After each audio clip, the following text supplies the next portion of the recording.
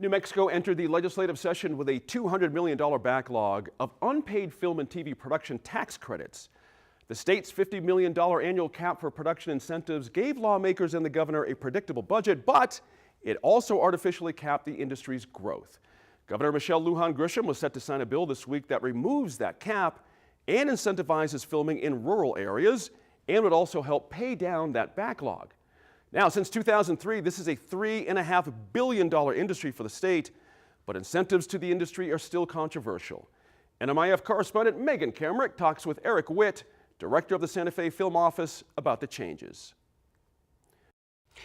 Before he was director of the Santa Fe Film Office, Eric Witt was the media industry's liaison with Governor Bill Richardson.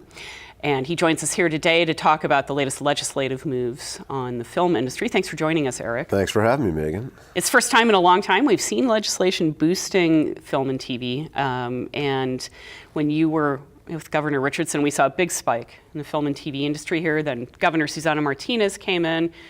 She was initially pretty hostile to the film incentives. Then she became more supportive. She signed a bill placing limits on them. Now we have an administration that seems very supportive. So how has this kind of back and forth on policy affected attracting business here? Well, even through the tough times, the film industry is a very good fit for the state of New Mexico, which is why we went after it to begin with. It wasn't just because we like making movies. There was a reason that it fits the strengths and weaknesses of the state of New Mexico quite well. And the proof of that has been in, even during the challenging times, the industry remained relatively strong and has prospered even in the face of I don't want to say outright hostile, but certainly not as supportive as we would have liked it to be. Now, with the new administration coming in and a return to a very positive, welcoming, forward-looking both attitude and policy to back it up, I think we're in for some really good times. There was a boost in 2013 Yep. in the legislature for episodic television. Correct. Boosting the rebate to 30%. Yes. Was that effective? It was effective. It was effective in getting us back in the game because in 2011, when the Martinez administration came in and did take a pretty big whack at the industry, we lost about 75–80% of our business the first 2 years, and that additional 5% boost, what was euphemistically called the Breaking Bad bill, for, like you said, series television, kind of got New Mexico back into the game at least. We had been leaders nationally, globally, up until 2011. Then we really kind of, took a few hits down, and that 2013 kind of saved the industry. If we hadn't passed that in 2013, you and I would not be sitting here talking about the film industry right now. A quick recap, just the productions, the rebate is structured so productions come here very broadly. They spend the money first, then they submit what they spent locally for a 25% rebate, 30% for TV series. Yep. Okay. Correct. And they get an extra rebate for using New Mexico-based crew. No, that is the requirement to get Yeah. the rebate. Our incentives are unique in that sense, in that we focus almost with laser intensity on requiring the use of New Mexico resident crew and businesses to get the rebate. Most other states, particularly our number one competitors, the state of Georgia, the UK, Louisiana, do not have a requirement for resident crew. You can bring in everybody from out of state, which is what makes our program a lot more efficient. We create more local jobs, we capture that money in the local economy on a permanent basis, and that's why we have that. Yep. Before Governor Susana Martinez came in, there were no caps on how much state rebates could be paid to production companies. Right. She signed a bill capping that at $50 million annually. Now, this apparently resulted in nearly $300 million of a backlog. Maybe more when everything is filed. So what does that mean? Yeah, a little north of that. Okay. What does that mean? Well, it means that they capped how much they would pay out in any given year, but they did not put a concurrent cap on how many credits could be earned in any given year. Okay. So, and this being, it's kind of an interesting dynamic that I think your viewers, I hope they understand, is that the way our program is designed, getting back to why we require resident crew and businesses, it's designed to pay for itself. So if the industry in a given year earns $100 million in credits, because it's a post-activity credit, you have to have spent that money to begin with, The state, in theory, has earned $100 million at the state level to then fund those incentives.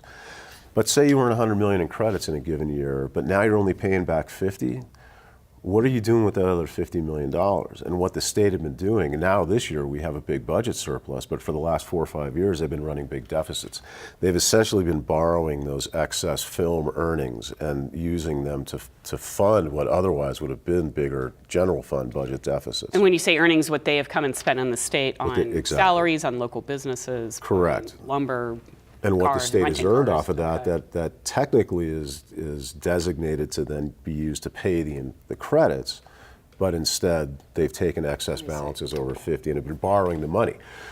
And unfortunately, they didn't really tell people that. And when the new administration came in and they opened up that vault, they found an IOU in there that's a little north of 300.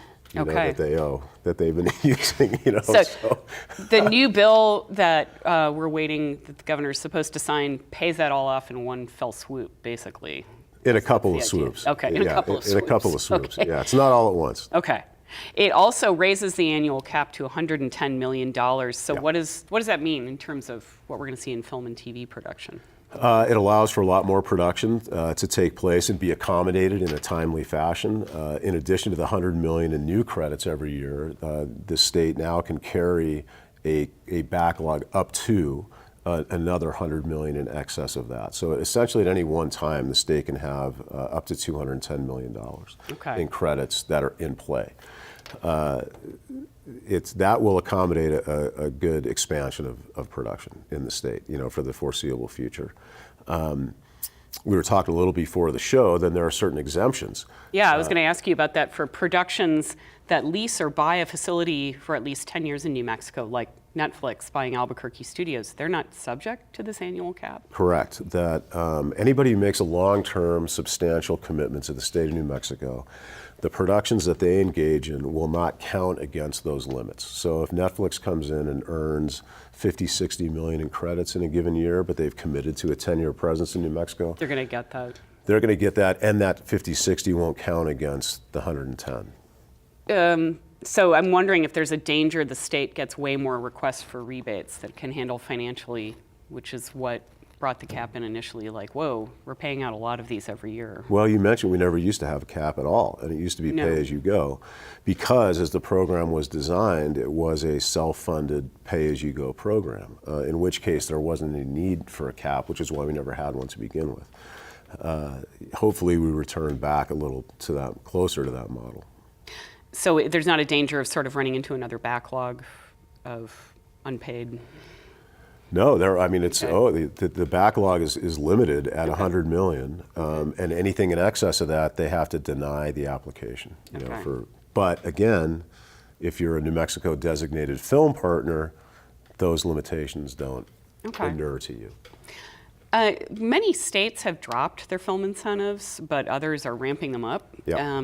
How do we avoid getting into what some economists might call a race to the bottom to lure these companies, which, that's their business model now. They are not going to go somewhere without Many incentives. states should have dropped their film program.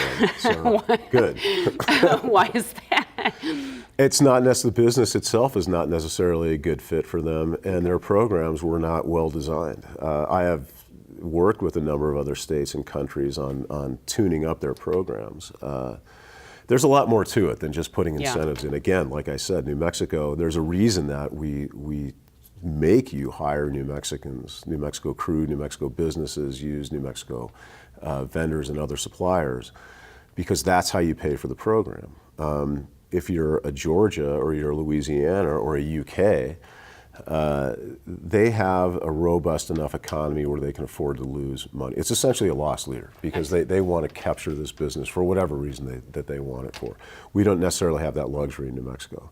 And me personally, being coming from a finance background, I prefer things to work on a fiscal basis as well as just a programmatic basis. So that's how we never race to the bottom. I mean, that's why New Mexico and other states were constantly ramping up. We didn't do that. We didn't follow that model. This bill increases certain kind of production, particularly for rural New Mexico. You get a 5% additional rebate. You get an additional 5%. There was some feeling among some members of the legislature that they would like to encourage more production in the rural areas of the state, and so that was included in the bill. But by and large, we remain, I would say, by far the most efficient incentive program in the United States. Well, we will continue to follow this as we look for the governor to sign this bill and see what happens. Eric? They did a great job. I mean, this was not an easy lift. You know, the administration deserves, and her team, a tremendous job. They deserve all the credit in the world for this. And let's see what happens. Thanks for coming and talking about us again. Yes, ma'am. Thank you for having me, always. Thank you.